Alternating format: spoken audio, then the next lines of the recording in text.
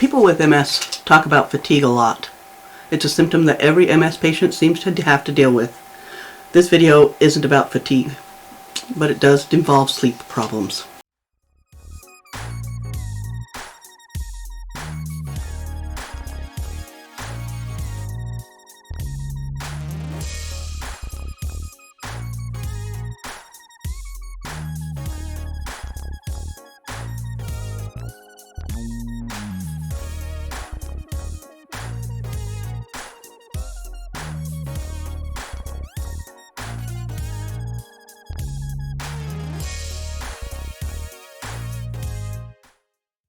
Hey there, welcome back to MS 24/7 365. It's great to see you again. What do I even mean when I say sleep problems? Well, there's certainly a lot of sleep disorders out there, from insomnia, the inability to fall asleep or stay asleep, to narcolepsy, which is a neurological disorder that disrupts the sleep-wake cycle. And from my research on sleep disorders, I found out that there are about 80 different sleep disorders. I mean, what? 80? Wow. I actually have a couple, some diagnosed, some suspected, and some treated. I usually write a layout for my videos because I tend to forget what I want to say if I don't. For this one, I got into my research and went down several rabbit holes, got a little sidetracked for a few hours, and I may have randomly slept for about a half hour at one point. More on that later. Like I said, fatigue is a fairly common symptom in MS, so it's not unusual to feel tired all the time. Sleep disturbance is really just a general term used to describe those 80-ish range of sleep-related symptoms and disorders. These are just some of them that I found in my research. I think these came from the National Multiple Sclerosis Society, but it might be WebMD, I don't remember. Difficulty with initiating or maintaining sleep, also known as insomnia. Difficulty with too much sleep, also known as hypersomnia or hypersomnolence. Uncontrollable lapses into sleep, also known as narcolepsy. Sleep-related breathing difficulty, including sleep apnea. Abnormal movements during sleep, including restless leg body syndrome. Abnormal behaviors during sleep, including acting out dreams. And excessive daytime sleepiness. If you have experienced even one of these, you know how they can affect your ability to sleep, and more importantly, your ability to sleep well. Of those 7 I listed there, currently I'm experiencing numbers 1, 3, 4, 5, and 7. So it shouldn't surprise me that I can't seem to get any sleep, and yet I still sort of function. And I say sort of because honestly, I'm usually so tired I can't motivate myself to get anything done.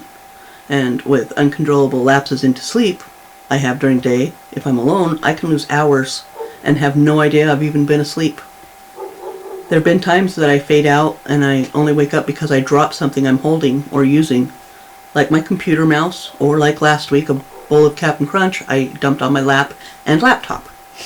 I still had the spoon in my mouth on that one, so well, that was fun. But as my daughter reminded me, I barely use any almond milk in my cereal, so it didn't do any damage to my laptop. Gotta find the silver linings in this stuff somewhere, I guess. For the most part, I have treatments for those sleep disturbances. I currently take a fairly effective medication for my restless legs. Also, I have a CPAP for my OSA, obstructive sleep apnea. As far as the insomnia goes, I don't lay in bed unable to sleep. That just irritates me, and I try to limit my caffeine intake at night. I haven't seen the sleep specialist to see if the random unplanned napping is actually narcolepsy yet. I'm just waiting on the referral. Hopefully I get that checked out soon. I've been told it is getting worse. During my research on that is actually what prompted this video. I kept wondering if this is all MS adjacent or just my bad luck. The more I read, I found out that while not specifically MS, they are linked, which is why I call them MS adjacent. I'm sorry to all of my MS doctors in the past 24 years, but if the lesions on my spine and brain correspond to what is going on with me and my body, it's MS. I don't care about the semantics. So what did I find out specifically about MS and narcolepsy? Well, this. Narcolepsy is a disorder that disturbs sleep-wake cycles. A sleep attack causes uncontrollable drowsiness and may come at any time. An autoimmune reaction within the brain may cause narcolepsy. Most narcolepsy occurs due to low levels of a neurotransmitter called hypocretin, which is produced by the hypothalamus. A 2012 study stated that brainstem and hypothalamic lesions resulting from MS can bring about symptomatic narcolepsy. And also this.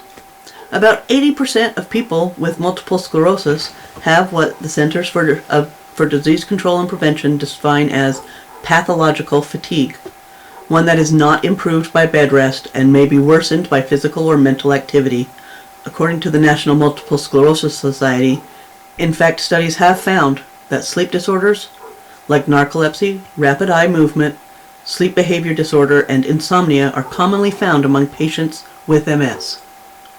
But studies also point out that a significant number of sleep disorders remain undiagnosed in MS patients, which is why I think we need to talk about this in terms other than fatigue from now on.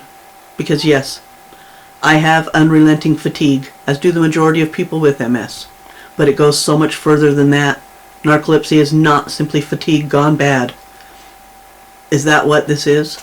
Do I have MS-induced symptomatic narcolepsy? Guess I'll get to wait to find that out for sure. But I'm leaning towards yes. Do you have sleep problems that go far beyond fatigue and nobody's listening to you?